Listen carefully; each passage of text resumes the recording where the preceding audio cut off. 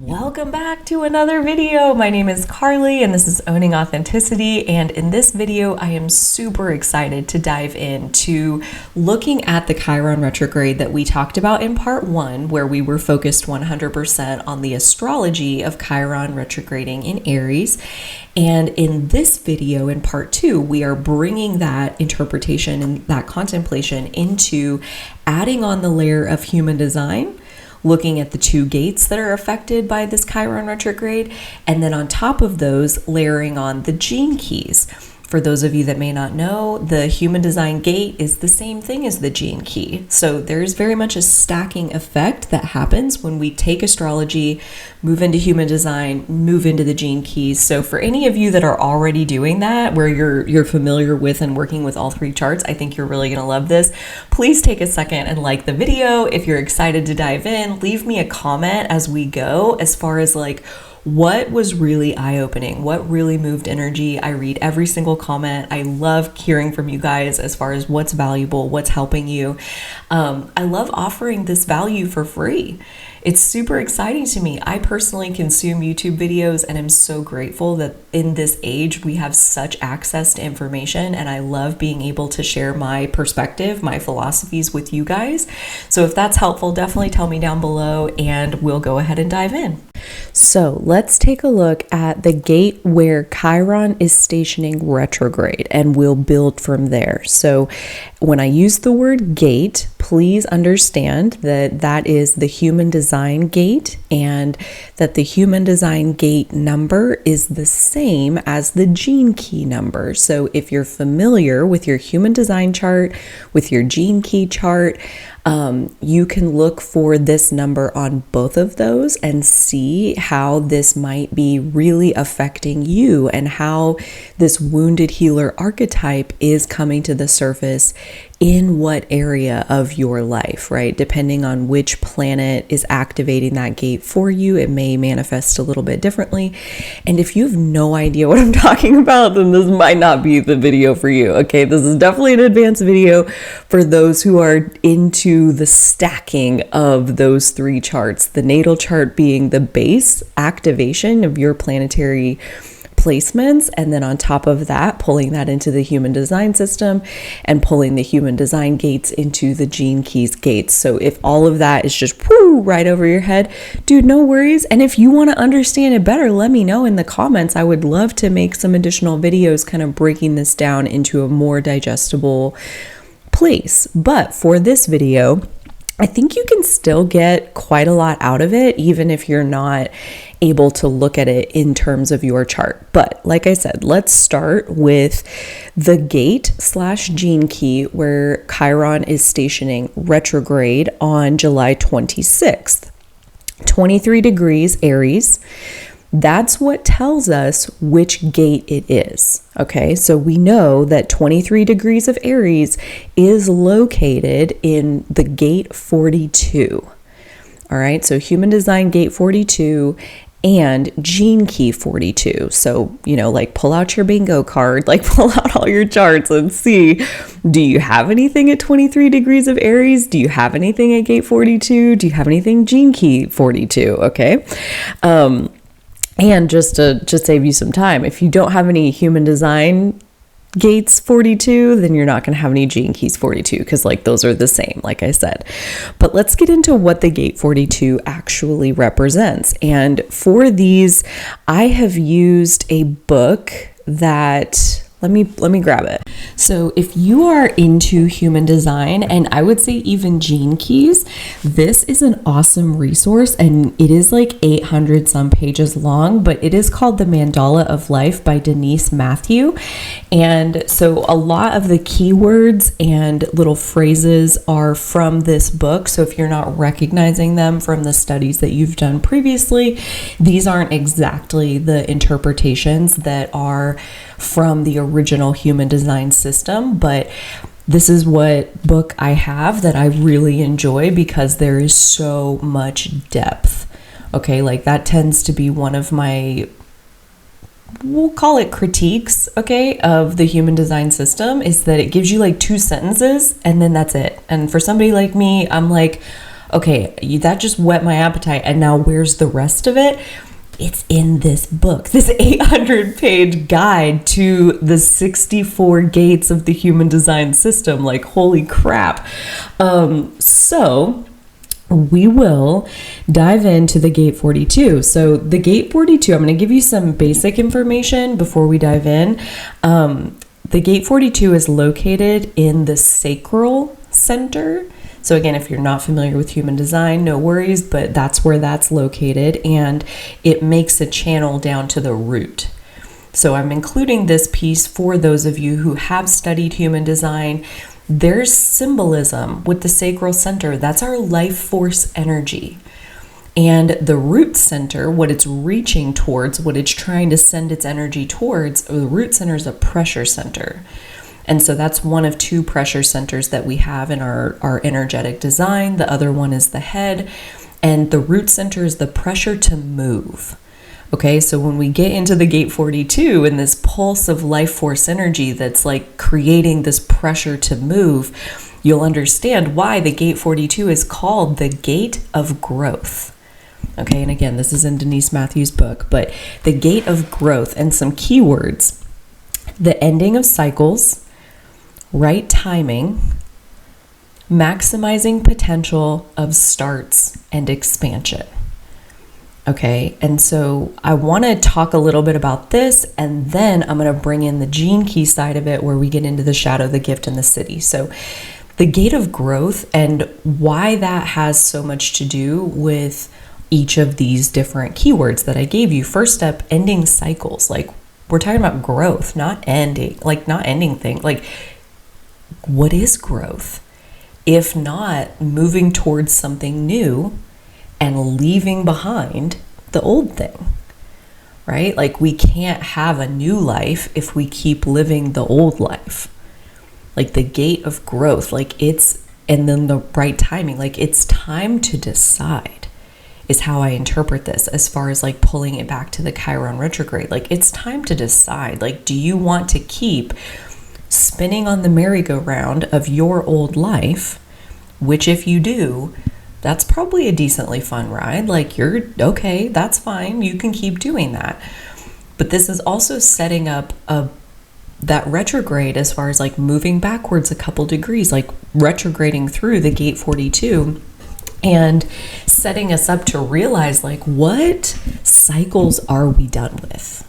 Like, what, yeah, you know what? I've seen this movie 412 times and I think I got it. I think I want to watch a new movie now. And it's like, okay, cool. So if you want to watch a new movie, AKA you want to live a new life, you want to start a new pattern, you want to expand into something that you have not lived before, you can't watch the new movie and the old movie at the same time. So that's why we have to talk about endings along with this gate of growth. And this, again, is where Chiron is stationing retrograde. It's like stopping, right? Anytime any planet anytime any planet does a retrograde, it has to slow down and stop and then start moving backwards. So like, it is sitting still on 23 degrees. It's sitting still in the gate of growth, asking this question, pulsing with life force. Is it the right time to stop watching the old movie and start a new movie? And probably it is, right? Like, this is where we get to maximizing the potential of starts and expansion, as far as like, most likely there is a new movie playing side by side with the old one, right? And like, when you think about like just the pure limitation of attention span and focus, like, you cannot actually listen and watch and participate in two different things at once. And so it's setting up this choice point of like, are you willing to step into the new thing? And like, again, when we think about the word growth, like, this is something that has, I mean, especially in my world, a very positive connotation to it. Okay, like, I love growth. I love it. I love it so much. And there's a lot of people out there that say they want growth and are actively resisting endings at the same time, and that just doesn't compute. Cannot compute. Cannot move forward and stay the same at the same time, right? Like any pattern that we're living, we are a magnetic match, like, to that pattern. And so if we want to live a different pattern, what does that actually mean? It means we ourselves must be emitting a different signal. We must make a different choice. We must engage in different behavior. We must focus on different things. This is the growth. It's inside of ourselves. And like we were talking about in part 1, focus on different things, like what? And it's like, well, like we talked about, take your focus off of other people and put it on yourself. Stop evaluating decisions from a perspective of, well, what do you think I should do? It's like, stop asking anybody for their advice and turn inward and ask your heart for advice. Ask your soul for advice. Ask your higher self for advice. Like, listen to your gut. This gate 42 in the sacral, there's like a gut level response of like the pulse of life force energy. Does it light you up? Does it like pull you in that direction? Because if it doesn't, it's probably not right for you. And being okay with that can be tricky depending on whose advice are you seeking, whose opinion are you factoring into this equation. And so the growth and expansion and evolution is like actively working to take every single other person's opinion out of your equation until you have your opinion in your equation. I mean, the bright side of Aries is kind of the same as the shadow of Aries, like highly opinionated, like highly self-centered. And like to a lot of people, that's like a really gross thing. And yet it takes a healthy dose of self-centeredness to live a life that truly fulfills you, that truly lights you up from the inside out. Like, you've got to know self. And how do you know self? You've got to like pay attention to self. You've got to be centered around self. So in my opinion, these are the components of that gate of growth, this human design gate 42. So let's take a look at gene key 42 before we move on to the other gate included in this Chiron retrograde, because it's going to retrograde back through the gate 42 and reach into a different one before it stations direct, and then we'll go forward again. So gene key 42, the shadow is expectation, the gift is detachment, and the city is celebration. Okay, so like I hope you wrote those down, and let's even just take our time as far as like the directive of all of this is stop listening to things outside yourself and listen inside yourself. And so that's a little bit hard to do when I'm talking at you on a video. So like let's just pause together and open up a little bit of space. When you hear the word expectation, the shadow of expectation, turn inward. What words are popping into your mind? What memories are popping into your mind? What history do you have around expectations? What do you associate with that? What feelings, visceral sensations do you feel in your body? And really feel for that. And I would even invite you to like pause the video for a second if you want more time to be with the one who matters most, you, to feel into this shadow of expectation. And, Richard Rudd, who created the gene keys on top of the human design system, he named these things in a way where, we already have a relationship with each of these three words: expectation, detachment, celebration. He also dives deep into like, what did he have in mind when he named them that?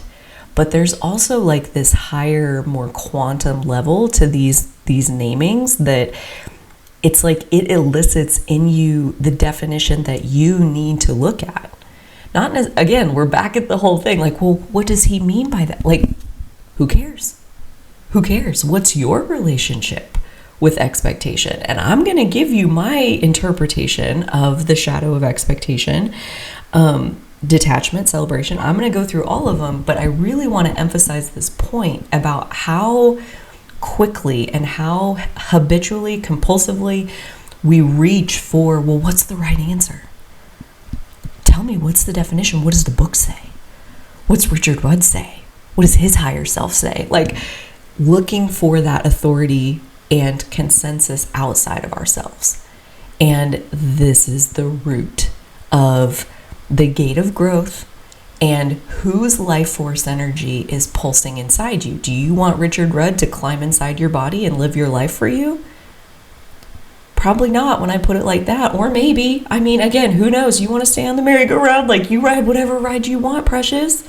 You can do whatever you want, including submit yourself and hand your life over to somebody else.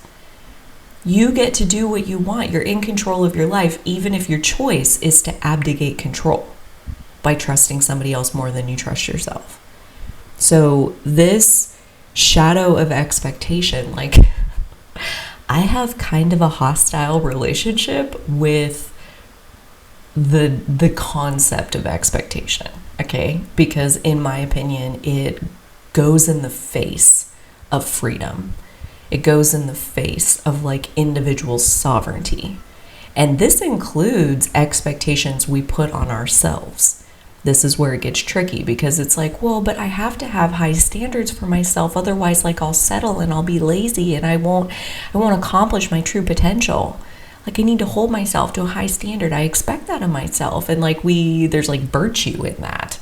So like, even if we're not talking about the expectations of other people and we think we're talking about the expectations we put on ourselves, I would get really curious about where did that come from? Because again, like, babies aren't born with expectations of themselves. They were taught what is success, what is appropriate, what is civilized, what is like all of these different ways that it may have been packaged and presented to us. What's virtuous, what's good versus evil, all of these different ways that society and culture, our parents, our family, our church, our teachers, when you think you're talking about the expectations that you have placed on yourself, I would get really curious about, are they even yours? Are they? Is that the pulse of your life force energy in your sacral center? Or is that you living up, again, to an external idea of right and wrong? Like, even the example that I offered of like, well, but I don't want to be lazy. It's like, why not? Well, because what? Like, seriously, answer that question. Like, why don't you want to be lazy? It's really hard to do without bringing other people back into the equation, because I don't want to be seen a certain way by other people because I want to live up to my full potential. Why? Why do you want that? Well, because I want to be seen as successful by other people. Like, I don't want to be seen as, again, like, it's hard to go into an expectation, even a layer or two layers deep, without pulling other people back into it. So, and when I say it goes in the face of freedom, what do I mean by that? Like, when you take all expectation out of the equation, all you're left with is a pulse of your own life force energy. You're left with your own sacral center and like, what do you want? What does your soul want? What does your higher self want? What does your body want? What would light you up from the inside out? And like, when we get to then the gift, like, the whole premise of Gene Keys is every shadow contains a gift. Every shadow contains a gift. So this shadow of expectation leads to like battling with this shadow. Battling is maybe a slightly more aggressive word than I mean, but like engaging with this shadow over and over and over again, which right now the entire collective is face to face with this shadow of expectation and what that gets them. stay bound up in expectation. How's it working out for you? That's the only question I care about. Like, do you like the results you're getting? You, not what do other people think about? Do they approve? Do they like what? No. How's it working out for you? Do you like it? Do you like living your life that way? And if you do, great. If it's not working for you, if you feel like your life force energy, your own vitality is being cut off in the process of living up to these expectations that you're holding yourself to, possibly it's time to detach from those expectations. And again, it's really tricky, but when we think about detachment, again, go back into that internal little cave of self, okay? Again, pause the video if you want, but like when you hear the gift of detachment, being detached, detaching from XYZ. What other words do you associate with that? What other history do you have? Like your file on detachment, like go into that file and like review what's there. What feeling does it put in your body? What emotions start to come up? Please pause the video if you would like to have more time inside your little cave of self to feel into your relationship with detachment. Because when I think about the gift of detachment, it definitely it starts to elicit some security concerns. Like, we are biologically wired for belonging. And when we think about detaching from expectation, it's really not that simple, because in order to detach from the expectation, you're essentially like, let's use a real example, because I think that'll be easier to understand. Like, let's say your parents expect you to live up to your full potential, okay? And now, whether you remember that you're living up to their expectations or you've internalized that expectation that you must live up to your full potential, again, insert any expectation you want into this example, any relationship that you want. When you detach from that expectation, you let go of this idea of I must live up to my full potential. You're also rolling the dice with the relationship that birthed that expectation. In this example, my parents. You're rolling the dice on, will they still accept me if I don't live up to this expectation? Will they still love me? Will they still be there for me if all of this blows up in my face? Or will they just turn their back and be like, I told you so? Like, you're rolling the dice inside of the relationship that, like, the expectation, living up to the expectation is like a safety net of being accepted by other people. So when you start detaching from these expectations, you're also creating risk and potential detachment inside the relationships that expectation was supporting. So I hope that makes sense. I think it did. And when we go one step further into the city of the gate 42, we started in the shadow. Every shadow contains a gift. The shadow of expectation contains the gift of detachment. If we get really good at detachment, okay, you become a master of detachment, that erupts into the city of celebration. And city, for a long time when I was studying Gene Keys, I thought they were saying city, like city, like a location, a physical location, like the city of celebration. I'm like, ooh, that'd be a nice city to visit. No, city, SIDDHI, city, is like the cities are all just different words for love and ecstasy. Okay, like it's an ecstatic state, like it's a frequency of beingness. And really, they all are a frequency of beingness, which is like a whole rabbit hole that we could go down sometime if you want. But the celebration aspect of it, again, please go back into your cave of self and feel into this ecstasy of celebration. And what does that bring up in you? What feelings? What memories? What judgments? what thoughts, what pictures, what visceral sensations in your body.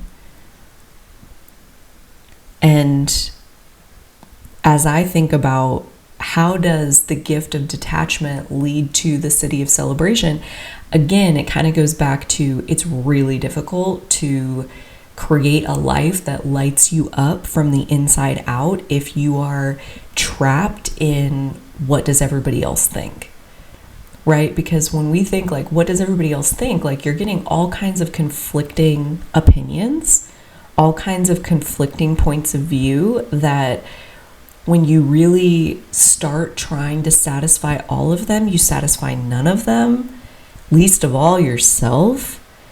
And there's like a misery in expectation. And so when you think about like, if you were going to transmute every ounce of shadow into this gift of detachment, let go of it, let go of it, let go of it, let go of it, let go of it, what are you left with? Again, the pulse of your own life force energy. And when you stop listening to the old movie, when you stop listening to the chorus of opinions that you're never going to be able to satisfy, you can hear yourself. And what does that give you? It gives you a way better shot at actually living the things that you want to be living, leading to the celebration of like your life reflecting you. Your life being a product of your own life force energy. And where did we start with all of this? The gate of growth. Human design gate 42, gene key 42, the gate of growth, allowing for the end of what is not working for you so that the new has potential to take root. Like, there's an analogy that I love when it comes to self-evolution that's like, you know, when you're being your old self, okay, let's take the analogy into like a parking lot that has hundreds of spaces. It's huge, even like so much potential, but there's a car parked in every single spot. That's you with your current life, with your old life. Okay, every single spot in the lot is filled. And so to allow for growth, cars need to start exiting the lot. Something needs to back out of its space and go on its way. You need to let go of some things to create space so that new cars can come in and park in those spots. The ending of cycles, the ending of like what is parked in your life right now. And are you satisfied with that space being taken up by that thing? Maybe, dude, let it stay. Great, you're in charge. But if you're looking at something that's like, wow, that eats up a lot of my energy, not even necessarily my time, but like my mental energy, my mental capacity for focus, it takes up so much energy, and the yield to me, I'm not celebrating anything coming out of how much energy I'm spending on that thing. There's no celebration.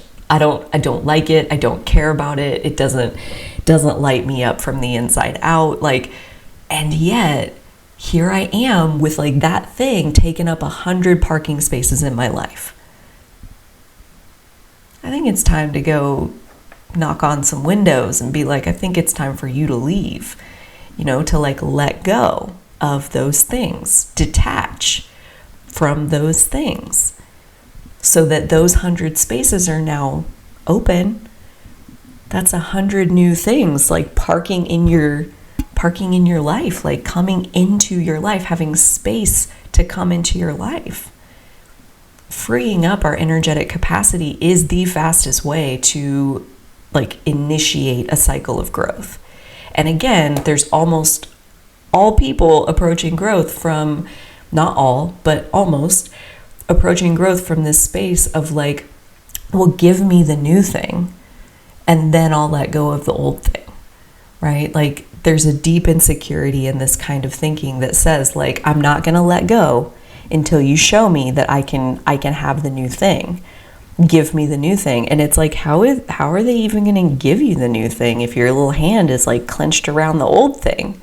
You know, you think about a trapeze, like, I've used this analogy many times as well. Like, you think about like you want to move over to the other swing, You're gonna like make a leap and like get over there. Like, in order to get over there onto the new swing, what's the first step? You gotta let go of the old swing and be in free fall until you can grab onto the new swing. And so when it comes to growth and change and stepping into something new in your life, like free fall, letting go and being in free fall, like letting yourself be free, detach, that's the first step. All right, so that's where we start Chiron retrograde, and that is going on from July 26th through October 25th. So we have, pardon me while I count on my fingers, August, September, October. Okay, so we have 3 months of being in this contemplation of like, what cars am I evacuating from my lot? Like, what am I willing to detach from? What am I willing to let go of? And like, you don't have to let go of 100% of everything. Like, if you let go of 1%, you let go of 1%. See how little it is? It's just little. You can have 1% growth. Yeah. If you let go of 10%, you can have 10% growth. You let go of 50%, you can have 50% growth. You let go of 100%, you'll have a quantum leap into a completely new life. Almost no one is prepared to make that leap, but that's the way it works. It's like you let go, you get new. You let go, you get new. You let go, you get new. So July 26th to October 25th. What happens on October 25th? We have retrograded, Chiron has retrograded back to 20 degrees of Aries, and that is the threshold for tipping out of the gate 42, gene key 42, into the gate 51, gene key 51. So again, pull out your bingo card, and do you have anything from about 13, 14 degrees of Aries through 20 degrees of Aries? That would be gate 51, human design gate 51, gene key 51. And again, let me give you just a little bit of info here about where is 51 in the human design chart. So gate 51 is one of 4 gates on the ego center. The ego center is also sometimes called the heart center. It's also sometimes called the will center. And the ego center, the channel that the 51 is making is towards the identity center. So again, we're like really, really, really deepening into this question of like, who are you? Who are you? And who do you want to be in your life? You know, and like what you spend your energy on, the cars that are parked in your parking lot, like the things that you allow to stay and germinate in your life, that's who you are. You know, like we make the choice of who we want to be by the energy that we engage with in our life and what we allow to be there. And sometimes it can be really painful to detach from things, but if it's not a reflection of who you really are, then why is it in your life? And again, how much of that is rooted back into that shadow of expectation? You know, a story like, well, we're family. They're my blood family. Of course I've got to keep talking to them. Of course, like, we're going to keep doing family holidays together. They're my family. That's a choice. You know, like, make all the choices you want, and beware that making no choice is also a choice. It's just the choice to let things stay the same. So like, you know, like as far as like, well, but I don't want to make the wrong choice. Well, that's choosing to make no choice, and that has set of consequences all by itself. So like, there's no escaping from consequences. Your life is always a result of the choices that you make, including the choices you refuse to make. Okay, so 51 is the ego to the identity center, and this is the gate of shock. Dun, dun, dun. Okay, so the creator, the channeler, the messenger of the human design system, Ra Uruhu, he is an ego manifester. And so the gate 51, I do believe, is like one of his, like either his life's work or like somewhere super prevalent in his design, gate 51, the gate of shock. And this gate, the keywords are shock that leads to transformation. Okay, so like the shock that leads to transformation, love of life, love of life, love, courage or coward, love of life. I wrote it down twice because of course I did. I'm very turned on by this concept. For any of you who are into tarot, okay, like the major arcana journey, that's like the hero's journey that starts with the Fool and then goes all the way to the World at the end. So it's the concept in tarot of the Tower, which I think is 16, like major arcana 16, that leads to the Star. The next card is the Star. Like everybody fears the Tower. Like, oh my God, it's the Tower. Like, what's next? What comes after everything burns to the ground? A life that matches who you really are. A life that matches the mission your soul had when it came. The Tower, the destruction, if you want to call it that, though I ended this part 1 with like, destruction is not destructive. It's regenerative. So the Tower leads to the Star, leads to your sparkle, leads to you sharing your divine gifts with the planet as you meant to when you were a soul, when you were in full courage, full knowing that you could do anything you wanted to do, anything you chose to do. But then we get here, we get laid with all these expectations, and now all of a sudden there's all this fear baked into being who we were born to be. And so the question of courage or coward, and that will govern the shock that's coming. Okay, and we'll get more into that here in a second. And rainbows, okay, which is very similar to this Tower leading to the Star. The storm leads to a rainbow.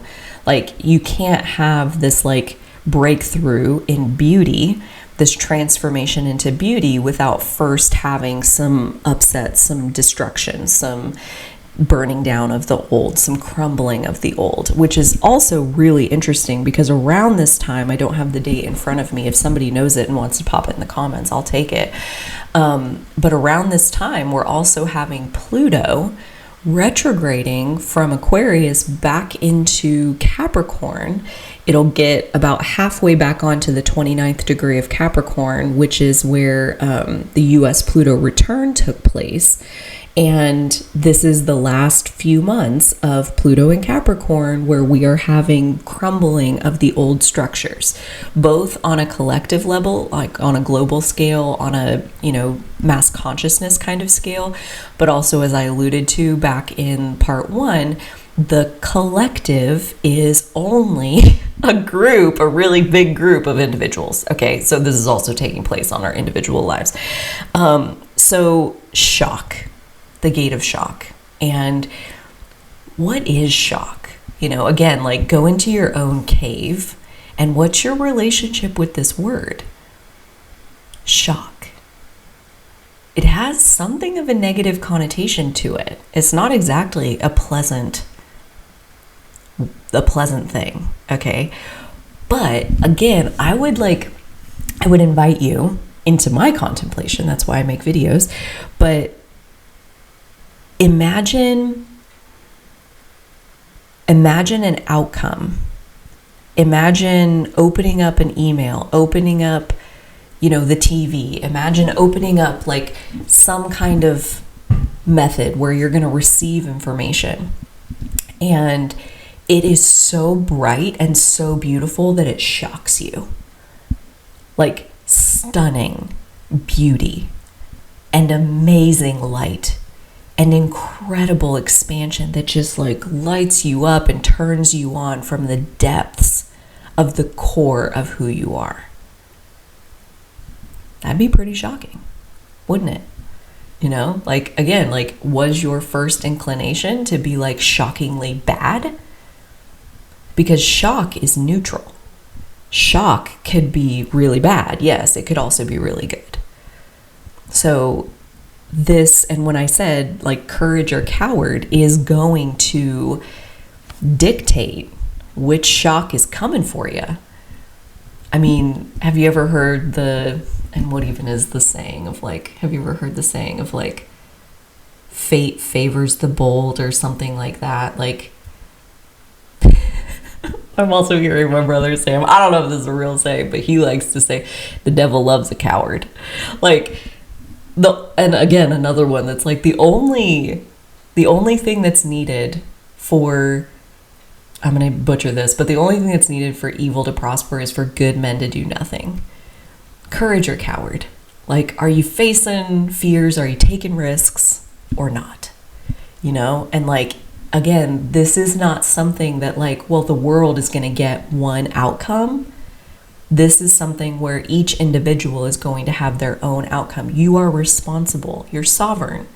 You're in charge of your life. You're going to get your own outcome. And so it's not set like, well, the collective probably won't get their shit together. So like, we're probably going to see like, blah, blah, blah, blah. Like, this is the shadow. This is the shadow of all of these as far as like, are we focused habitually and compulsively onto other people? Are we feeling like we are tied, like our fate is lumped in with what other people are choosing and deciding? Like, we can't be free if they're not free. We can't celebrate if the whole world isn't celebrating. Because again, part of that like cycle of growth, part of that invitation of detachment is like realizing your own sovereignty, detaching from your fate being lumped in with the collective. We are not, yes, we are all one, and we are each sovereign individuals. We are each the creator of our own life. And so we each will get our own shock. And Chiron is transiting in the gate 51 for quite a while, because this is also where it's going to station direct. So we'll have October 25th is when we enter the gate 51 and the gate of shock. And Chiron will retrograde another almost 2 degrees back to 19 degrees, where it will station direct and station direct in the gate 51, the gate of shock. So that happens on December 29th. And so October 25th to December 29th, but then also, like we said about when something stations retrograde, it's got to slow down to a stop. And then it's got to get going in the other direction. And same when something stations direct, it's got to, stop going backwards, stop, and then start going forward. So Chiron's going to sit still on 19 degrees of Aries, sit still in the gate 51 for a chunk of time that is going to extend into January of 2025. So this gate of shock, and like, what kind of shock are you cultivating for yourself? And again, it's like, really a shock to the mind and body is anything new. Okay? Like, our mind and body is wired for staying the same. Our mind and body is wired for survival, which means it wants to stay safe. And how do you know if something is safe or risky? Is it known? If it's known, if you know how to predict it, if you know that this is the pattern and this thing leads to this thing leads to this thing. So like, I know where I'm at. I know what to expect. Again, we're back at expectation. Then I'm safe. As long as I stay the same, I'll be safe. And anything that is unknown, unpredictable, unforeseen, this is not safe. This is unfamiliar territory, and therefore triggering our mind and body into our fear response, aka fight, flight, freeze, fawn, flop, avoid. Okay? Like, avoid the thing that's scary. But the question is, courage or coward? And how does courage work? Courage requires fear to be present in order to even begin to build our courage muscles. You can't build courage muscles while you're also comfy and safe in a known environment. Like, it's just impossible. There's no fear there. If there's no fear, then there's no ability to even do reps to build up one's courage. So courage can only be used and grown in an environment where you don't know what to expect. You have to step outside of your comfort zone in order to even begin to see, like, do you have courage? And the question is, like, stepping outside your comfort zone takes courage. Okay, so like my advice, I went through this exercise on a session with somebody here recently where, you know, what is it that you want to do? What's something that would sound fun to you that like lights you up? Like just random thing, doesn't have to be the end all be all of like living your purpose or anything like that. And her answer was like, start a tarot channel. Like I love tarot cards. I love to read the messages. I love to do readings for people. I always get really good feedback. Like like start a tarot channel, like do that. And she's like, but I'm just not ready yet. I don't know enough. I don't have enough experience. Like all of these very valid objections, like for her, like she believed them, aka they were valid. So my question to her was like, okay, so let's use this as the example. Starting a tarot channel, not ready for that yet. No worries. Stepping outside your comfort zone to start a tarot channel when you're not ready to start a tarot channel, again, insert your own example, not a great plan. Not sustainable. Your mind and body wants to stay the same and will actively pull you back every time you try to change.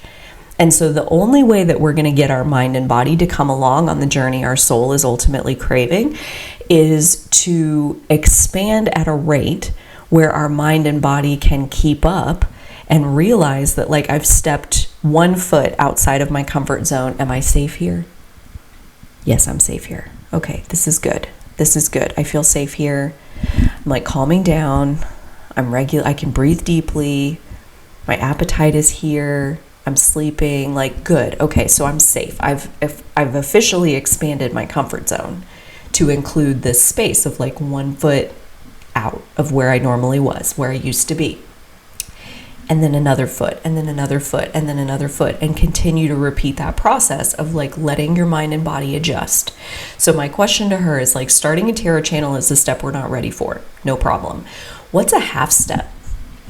What's an example of a half step towards starting a tarot channel? And she's like, ooh, like I could record a reading, like actually do a recorded collective tarot reading and then share it with my friends, like not post it on YouTube like for everybody to see, but I could send it to a few people who I trust and who encourage me. And like she was like, you could already like see her energy rising, you could feel her energy rising. Awesome. Amazing. That half step, are you ready for that? I don't know. Okay, no worries. What's a half step? What's a half step towards recording a reading and sharing it with your friends? I could do some more practice readings. I could reach out to some people I haven't done a practice reading for yet and see if they'd let me do one for them. Oh, okay. Are you ready for that? Yeah, actually, I could. I'm like, do you have people in mind? Yeah, I do. Okay, that's awesome. Okay, so let's go back to the recording a video to share with your friends. What's a half step? What's another half step that you could do that would like lead in that direction? And this one I offered, but that was like essentially just record the video. Like just sit down and record the reading without the intention that you're going to show it to anybody. Record a reading just for the sake of recording a reading. Right? Like, where are your cards going to go? How are you going to set up the camera? What is the camera going to look at? How is the sound quality? Like, these are all things that could be figured out just by recording the video, let alone who's ever going to lay eyes on it. And then what's a half step before that? This one is great for engaging with our inner child. You play pretend. Play pretend. Pretend that you're going to record it, but don't. Do the reading. Greet the camera. Start the session. Like, what are you going to say?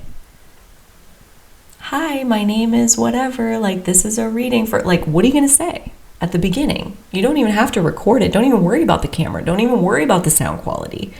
Where are your cards going to go? When are you going to shuffle? What cards would you want to use? What kind of reading would you want to do? Just pretend. Just imagine. right? I saw a quote this morning as I was scrolling through YouTube that said, it was an Albert Einstein quote. This graphic claimed, I have no idea, I didn't fact check this, but I loved it. It was like, your imagination is like the coming attractions of your life. Okay, so if you can imagine it, you can make it happen. So get in your imagination and play there like a child, like when we were kids and we, like I made a Carly's fashion catalog, like and cut out magazine pictures, and I like made a fashion catalog, like my 5-minute interest in fashion, okay? But I pretended that I was the director of like a major fashion catalog, and I pulled together a collection of looks that were just amazing, fantastic, stunning, you know? And then I tried to show it to my mom and she didn't care at all, but like that wasn't the point. Like, get in your imagination and start playing with these roles that you think you might like to fulfill. Just imagine that you're already doing it and do it. Again, you're not even recording it at that point. You're just letting yourself see, how does it feel? How does it feel? What's really the block? Because again, like thinking about launching a YouTube channel might be really, really intimidating. Thinking about even recording a video might be really intimidating. What's the half step? And if that's still intimidating, what's the half step? And if that's still intimidating, what's the half step? And eventually you'll find yourself back in your imagination, letting yourself play, letting yourself experiment. Okay, so let's go into the Gene Key 51 and go through the shadow, the gift, and the city of Gene Key 51. And again, I'm not going to carve out as much time here for you to explore these on your own, but I highly recommend you pause the video as I introduce each one to do a little mini inner exploration and feel into your relationship with each of these concepts. So I love. Okay, so the shadow of Gene Key 51 is agitation. Agitation. To agitate another, to be agitated. Insert pause for your own mini exploration. Pause the video if you like. For me, this evokes a lot, which I think is the whole freaking point of all of the human design system, all of the Gene Keys system, is to be evocative, is to pull your shadows up into the light where you can see them. And again, when we think about agitation being a concept that like a shadow that is here in kind of the middle of the Aries sign, and the whole point of like Chiron and Aries and like the compulsive focus that we place on other people away from ourselves, there is such a tendency when we're in our shadow to like want to minimize agitation, to not want to agitate anyone, to like minimize conflict, to minimize disagreement, to minimize dissent, to find harmony, find consensus, keep the peace, ultimate peacekeeper. And so this like repressed agitation will look like King Peacekeeper. And again, where does that get you? Where does that get you? But the other side, the reactive side of this shadow is like agitating people just to agitate them. Just to be, what's that word that I'm looking for there? It's not coming to me. Just to be oppositional. That's not the word I was looking for, but like just to be disagreeable. Just to have an opponent, just to put up a fight, just to fight, like basically fighting for no good reason. And so agitation, but like again, when you think about it, the mind and body is agitated by anything that's new. Anything new will always be resisted. So when you start to think about like expanding outside your comfort zone and using your courage to expand your life into something that suits you better, it will be agitating to your mind and body. And like, that's where a little bit of agitation at a time, a little bit of change at a time is helpful as far as letting your mind and body continue to adjust and digest the change that you're introducing into your life. But when we move forward into like transmuting the shadow of agitation, the gift that's in that shadow is initiation. Initiation. And again, like we're looking at the same coin, two sides of the same coin. There's something new. There's something new wanting to come into your life, and are you letting it? Or are you swinging back and forth on the old trapeze, like refusing to let go of it? Being like, I want the new trapeze, but I don't want to let go of the old one. Bring me the new one, and then I'll let go of the old one. And it's like, it's right there. It's right there. Are you taking your half steps to get yourself over there? You know, are you letting go 1% at a time to welcome in 1% of the new and then let go of another 1% to like, what are you letting go of to allow yourself to be initiated into the new? That's always the question. And the city, when you master initiation, when you will master letting more of yourself come online, which is another way to say initiation, like more of your authentic self is allowed to be present in your life. The city born of mastering initiation is awakening. We started with agitation, right? Our mind and body being like, ew, I don't want anything new. I want my comfort zone. I want to stay safe. Cool. You just live in agitation for the rest of your life and don't figure out how to transmute it. Again, that's a choice. You can do that. Or you can figure out how to strategically, incrementally transfer yourself outside of your comfort zone into the new thing that you want to be living, to allow those initiations to take place, even if, like, every time you step into your imagination and you let yourself live out a reality that you have never lived out before, you're allowing an initiation to take place. If you were to sit down and pretend to record a tarot reading, no camera, talking to the camera, there's no camera, like you just pretend, that's an initiation. That's a step in the direction, that's moving you in the direction of who you ultimately are trying to be. And again, it's not even about like that's the end all be all. You have to pretend so you can do this, so you can do this, so you can do this, so you can do this.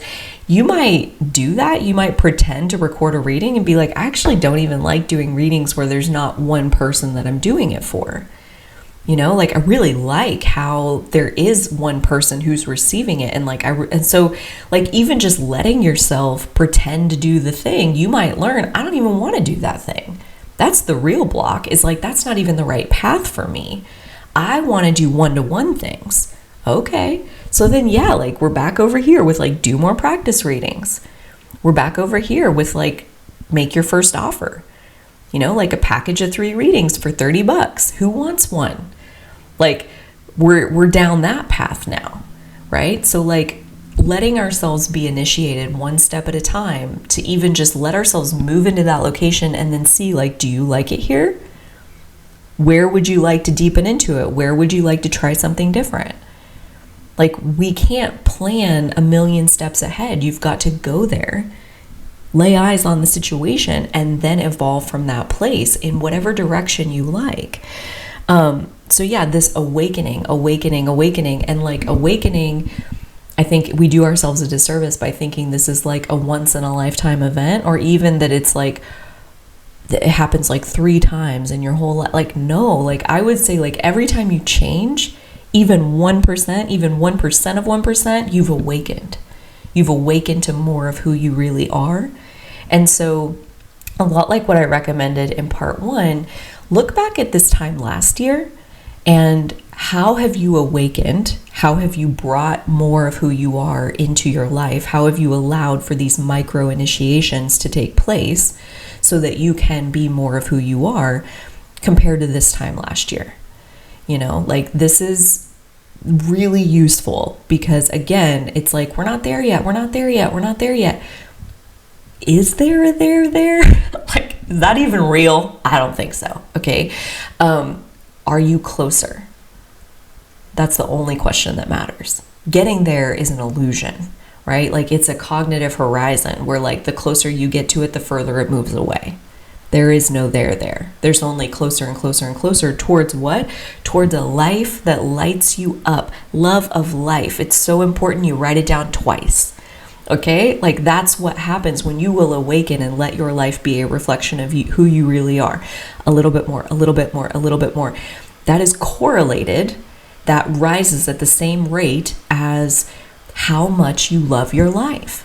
And loving your life is true radiance. It's true shining from the inside out at how turned on, lit up, excited you are to wake up in the morning and get to have your life. Are you magnetically drawn to like, I wouldn't trade lives with anyone? That's an awakened being, right? Like somebody who's like, well, I wish I could be this, and I wish I had their life, and I wish I could do this, and I wish I had that. Like agitation, the shadow of agitation. You're avoiding the uncomfortable thing, right? And that's a phase along the journey. There's nothing right or wrong about any of this. There's only recognizing where you are, like a GPS, like you need a current location. You need to know where you are, and you need a destination. You need to know where you'd like to go so that your guidance can even start to provide like the half step of the half step of the half step of the half step, however many halves you need. Take all the half steps you need to move in that direction of awakening a little bit more every single day. Thank you so much for hanging out with me for this part 2, where we dive into the Chiron retrograde for human design and gene key perspective to see what other energy does this stir up inside your contemplation as you think about this 5-month Chiron retrograde. I would love to hear from you in the comments. Please take a second to like the video. That is super helpful, not only for the algorithm showing my videos to other people, but also you getting to see more of my videos as they come out, and potentially any older ones that Divine Timing wants to be like, hey, what about this message? So again, thank you so much. Down in the description box, you'll find a few links that I think would be really helpful as far as getting on my mailing list so you can stay in the loop with any of the offers that I'm creating and anything that I'm sharing. That's also where I share about any like really shocking transformations that I'm having, and that's always really fun. There's also a link to the Worthiness Habit. This is a $20 program where it is all about settling down into an embodied sense of untouchable worthiness. If that sounds like something that like your life force energy is like, wait, that's possible, I want that, $20 and it's yours for the rest of your life to come back to over and over and over again. Because again, I don't think in a human form we can ever feel 100% worthy. It's much like Chiron's pain, the unhealable wound that approaches zero but never gets there. Our worthiness, I think, is very similar in kind of an inverse way of like it approaches 100 and never really gets there. So yeah, that program, I am super proud of how effective that is for such a low, affordable price, and such a good starting point to working one-on-one with me. If that's something you're interested in, there's also a link in the description box for setting up a coaching consultation, which is totally free, where we can talk about what does it look like to work one-on-one together and what kind of support you might be interested in compared to what kind of support I provide. So definitely check out the description box if you're interested in any of that. And if you want to see a part 3 to this series, please let me know down below. I have more research that I've already done on Mercury retrograde, Jupiter retrograde, and again, Mercury retrograde. That's all happening in like a really close conversational way with this Chiron retrograde, and again looking at it through the lens of human design and gene keys. So if that's something that you're looking forward to, please let me know down below, and I am almost certainly going to be making it, but you being excited about it definitely gives me more energy to work on that. And if there's something else that you're wondering about, if there's a different angle on Chiron that you're curious about, if there's a completely different piece of astrology, human design, or gene keys that you're curious about, please let me know in my comments. I read every single one of those. I may not always respond, but I definitely read them all. And I would love to work on what is going to be the most valuable for you. So until next time, I do hope that you take such good care of self, and so will I.